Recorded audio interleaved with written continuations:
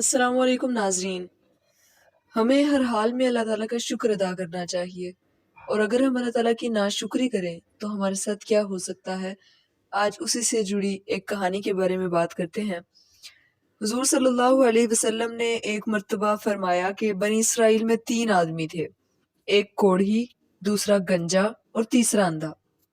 اللہ تعالیٰ نے ان کو آزمانا چاہا. ان کے پاس ایک فرشتہ بھیجا. پہلے وہ کوڑھی کے پاس آیا اور پوچھا تجھ کو کیا چیز پیاری ہے. اس نے کہا مجھے اچھی رنگت اور خوبصورت کھال مل جائے اور یہ بلا جاتی رہے جس سے لوگ مجھ کو اپنے پاس بیٹھنے نہیں دیتے اور گھن کرتے ہیں.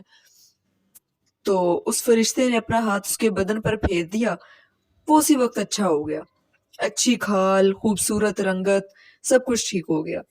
پھر اس نے پوچھا کہ تجھ کو کون سے مال سے زیادہ رغبت ہے. اس نے کہا مجھے اونٹ بہت پسند ہے.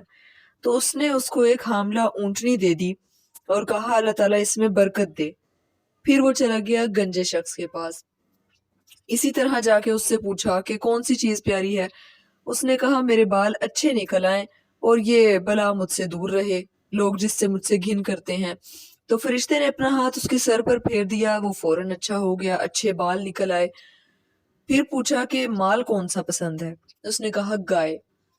تو فرشتے نے اس کو ایک حاملہ اونٹنی دے دی اور کہا کہ اللہ تعالیٰ اس میں برکت دے.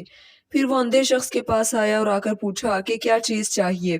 تو اس نے کہا کہ اللہ تعالیٰ میری نگاہ درست کر دے کہ سب آدمیوں کو دیکھ سکوں میں. اس فرشتے نے آنکھوں پر ہاتھ پھیرا اس آدمی کے.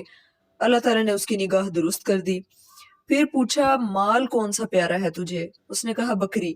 تو اس کو اس نے ایک حاملہ بکری دے دی اور کہا کہ اللہ تعالیٰ اس میں برکت دے. اب ہوا یہ کہ تینوں کے جانوروں نے بچے دیے. تھوڑے ہی دنوں میں اس کے اونٹوں سے جنگل بھر گیا، اس کی گائے اور بکریاں سب کچھ زیادہ ہو گیا. پھر وہ فرشتہ اللہ تعالیٰ کے حکم سے اسی پہلی صورت میں کوڑھی شخص کے پاس آیا. یہ کوڑ ایک بیماری تھی جو کہ ٹھیک کر دی تھی فرشتے نے، اور اسے کہا کہ میں ایک مسکین آدمی ہوں، میرے سفر کا سب سامان چوری ہو گیا ہے، آج میرے پہنچنے کا کوئی وسیلہ نہیں سوائے اللہ تعالیٰ کے اور پھر تیرے. میں اللہ کے نام پر جس نے تجھے اچھی رنگت اور عمدہ کھال عنایت فرمائی ہے تجھ سے ایک اونٹ مانگتا ہوں کہ اس پر سوار ہو کر اپنے گھر پہنچ جاؤں. تو وہ کوڑھی شخص جو تھا وہ بولا کہ یہاں سے چل دور ہو، مجھے اور بھی بہت سے حقوق ادا کرنے ہیں، تیرے دینے کی اس میں گنجائش ہی نہیں ہے. فرشتے نے کہا شاید تجھ کو تو میں پہچانتا ہوں. کیا تو وہ کوڑھی نہیں ہے جس سے لوگ گھن کرتے تھے، اور کیا تو مفلس نہیں تھا پھر تجھ کو اللہ تعالیٰ نے اس قدر مال عنایت فرمایا.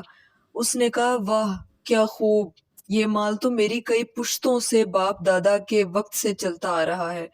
فرشتے نے کہا اگر تو جھوٹا ہے تو خدا تجھ کو پھر ویسا ہی کر دے جیسا تو پہلے تھا.